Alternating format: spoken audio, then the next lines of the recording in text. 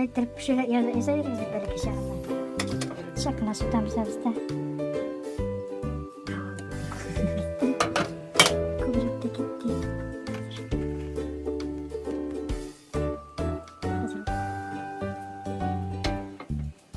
Bundagi ko'rqalarini unutmay, uzoq birlasha qilishimiz.